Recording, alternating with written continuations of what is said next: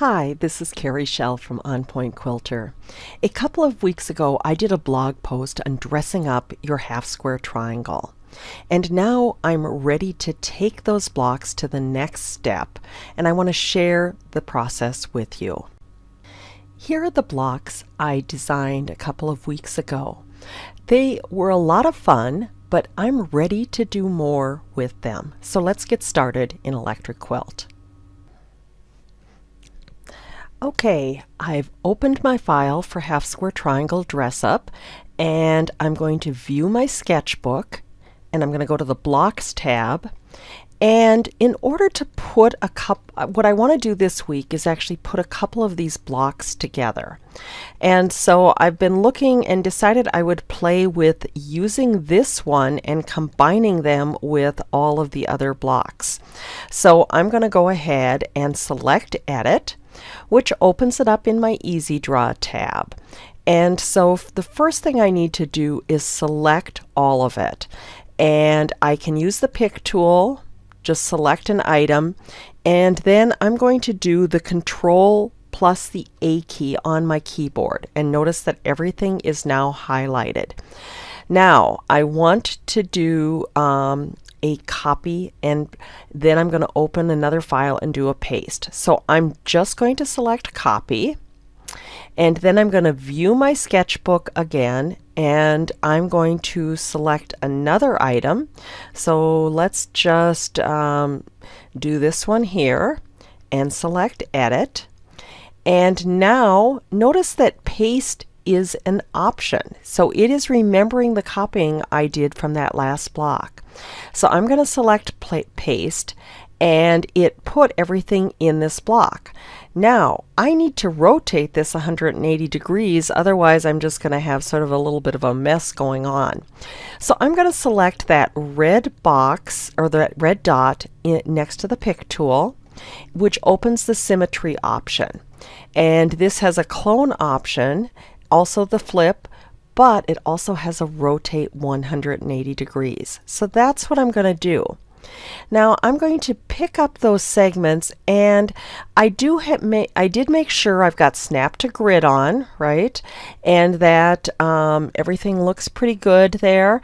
And I'm just going to move that into position, and I want it to snap at that 0, 0 point, and hopefully everything else will snap in place as well. So once I've done that, I can check that by going to the Coloring tab, and that looks good. So all I need to do is go ahead and finish coloring that, and so I can add that to my sketchbook. Now what I'm going to do is I'm going to view my sketchbook, and I'm going to select a different block, and I'm going to select Edit. And notice that the paste is still an option. So if I haven't done any other copies and pastes since my last time, I can do a paste and that same segment still appears. So I'm going to click on that red dot next to the pick. I'm going to rotate 180 degrees. I'm going to move that into place, and I am going to go ahead and color that one as well. And once I've colored it, I can add this to the sketchbook as well. So let me do one additional variation. And for this one, I'm going to use this particular block. Edit that. Paste is still an option, so I'm going to select that. Select the red dot, rotate 180 degrees, move that in place, go to the Color tab, and then I'm just going to go ahead and add that to the sketchbook as well. So once I've done that with all my blocks, I decided I wanted to play with some settings for that. So I'm going to go ahead and select Work on Quilt.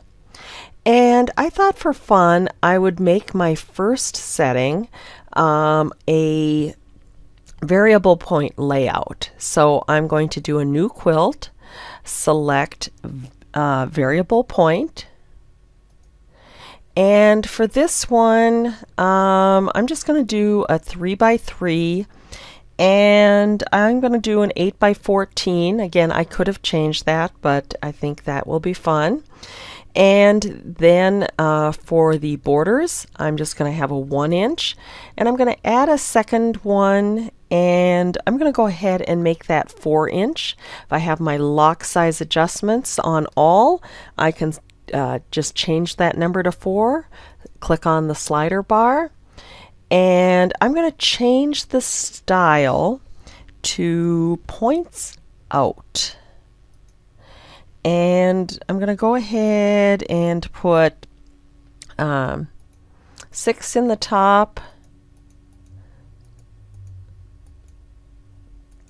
and I think I'm going to try 10 in the vertical.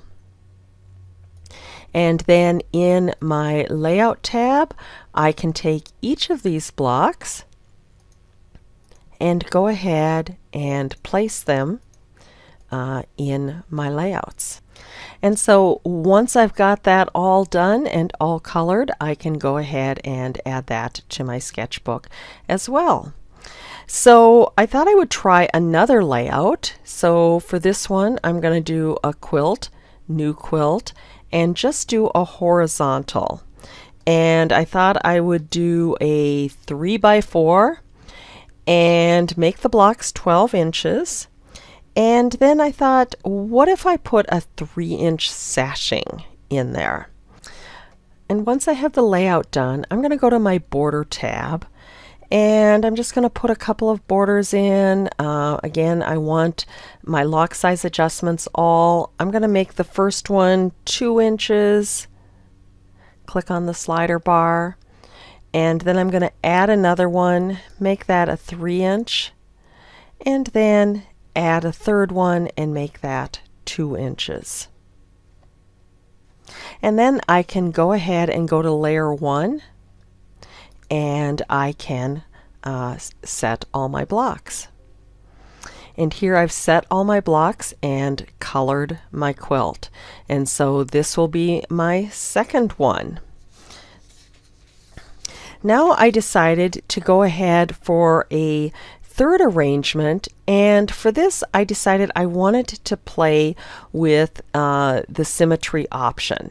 So I thought I would just make a couple of changes. First of all, I wanted to move this to a 4x4 setting, and maybe I'll do away with borders 2 and 3 just to have one out there. And now in layer 1, I'm just going to select one of my blocks, and I'm just going to do a control key. It puts everything in, which, you know, it looks okay, but it does look a little boring, right? And so what I thought is if I use the symmetry option and I just click on one of the blocks, notice the rotations that happen. And this one, I really like that. That's okay. I really like this one as well. Maybe what I'm going to do though with my borders is make that just a little bit smaller, maybe 1 inch. And for a color, what if I took that color and carried that out to the border? And I really like that quilt, so I'm going to go ahead and add that to my sketchbook. And then I thought I would try another option where I played with this particular block, and again using the control key, and it set it in, it kept the rotation, and I think that's a very nice one. So I do want to maybe change a couple of the fabrics. That red doesn't really fit in there. So let's go ahead and take that and green fabric and use the control key and bring that out. And then maybe I could use my eyedropper, take that orange and use the control key with the paintbrush and bring that out. And let's add that to the sketchbook. And let's keep playing with the symmetry options. I like that one as well. Let's see what else we've got there. That one looks good. And then I thought, what if we played with taking out that sashing? And then we get a number of other really fun designs to work with. And again, if there's any that I like and I want to play with more, I can go ahead and add those to the sketchbook as well. So some very fun designs there and lots of options. I did do one additional change, and that was I brought in Northcott's Stonehenge fabric collection and used that to color my quilt as well. So I hope you enjoyed this video tutorials, and if you would like to learn more, please sign up for my weekly newsletter at www.onpointquilter.com.